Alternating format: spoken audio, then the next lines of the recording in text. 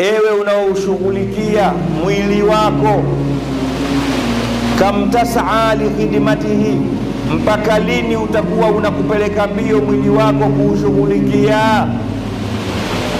Atatulubu ribha, unatafuta faida, fima fihi khusranu, ukitafutia kitu ambacho mwisho wake ni hasara. Huu mwili na ushughulikia mwisho wake ni nini? Iko siku utakufa, ile roho itaondoka, huu mwili utabaki na maozo tu, kuoza, kuchakafuka. Mtautafutia kitambaa cheupe, mtafunga, mtakibadilisha jina, baada ya kukiita shuka mkakiita sanda. Mtatafuta kitanda, baada ya kukiita kitanda mtakiita jeneza.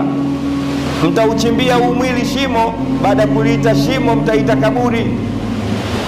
Atatulubu ribaha fi ma fihi khusran, wewe